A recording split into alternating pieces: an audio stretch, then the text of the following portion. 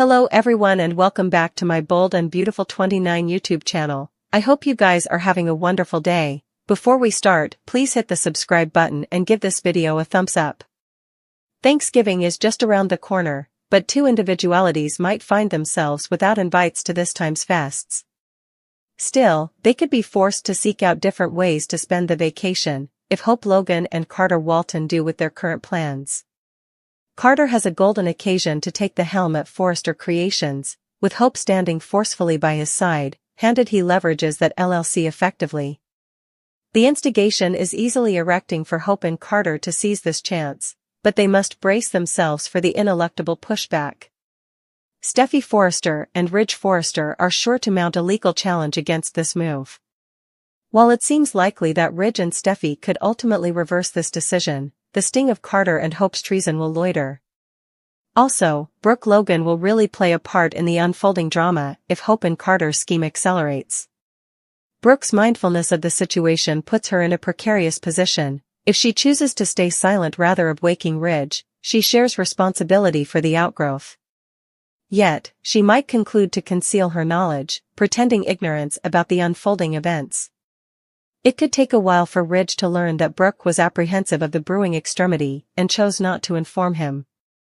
With that environment, let's shift our attention to Carter and Hope for a moment.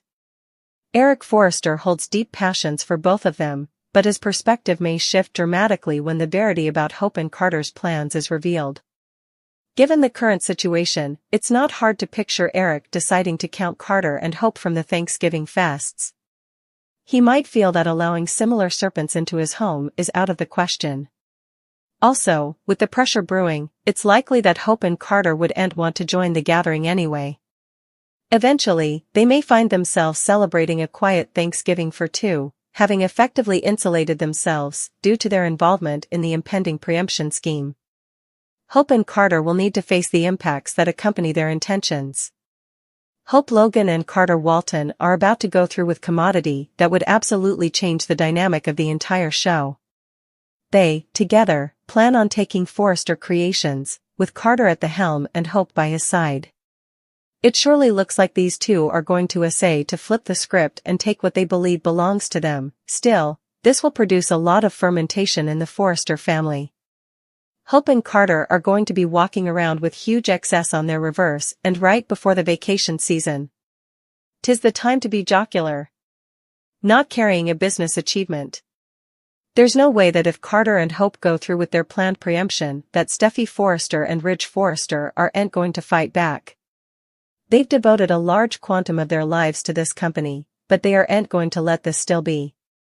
We suspect a high-threaded court case in the workshop over the power of the company, but with the coffers of Hope and Carter, they manage to think out with aplomb. Only leaving room for one further option, Steffy and Ridge go dark and try to win their company back the same way it was stolen.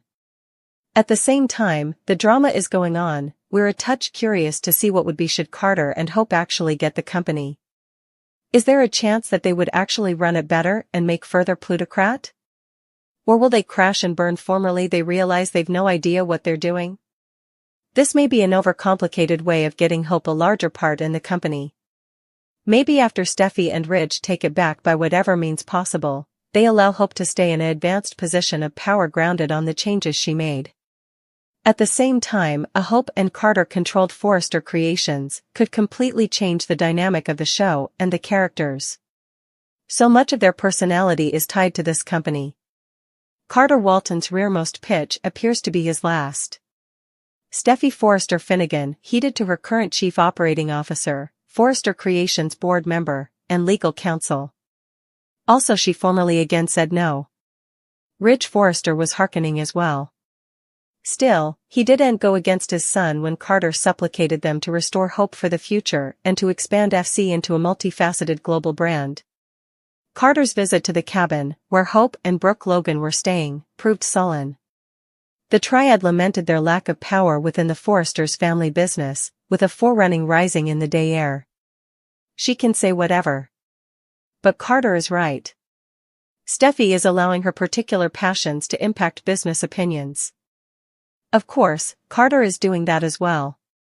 His revealed romantic interest in Hope Logan heavily told his drive to pump Plutocrat into the line before Steffy cancelled. Wood's character believes that Hope can do nothing to reverse her fortunes. Still, Steffy may come to lament undervaluing her longtime foe because Carter and Brooke Logan are loyal in their support of her. Brooke's comment about being an FC superintendent was interesting. She recognizes that as long as the Forresters have a controlling interest in FC, there's nothing she or anyone differently who opposes them can do. The below dovetails with Carter's recent citation of being willing to invest as plutocrat in the proposed expansion of what has been a fashion house to date.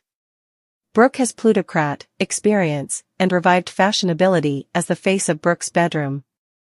Lang's character appears primed to stay with Ridge in the short term while joining forces with Carter. Their fiscal backing and adamant station against Steffy and Ridge's decision indicate that an indispensable adulatory road will be pursued. Carter's move to subscribe his name on the LLC document will really be fairly challenged. That decision could or should get him fired. Also, Hope could take Zend Forrester Dominguez with her if Carter's expansion plans transubstantiate into starting a new business.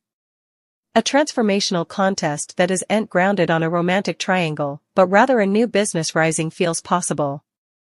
The followership has to ask if the jotting staff would have been asked to produce this complex pressure that's been erecting for months, if only to allow it to be resolved within the walls of FC.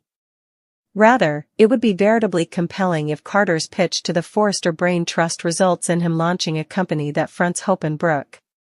HFTF has to be an FC brand. So, Hope would probably have to acclimate the name of her revived fashion line.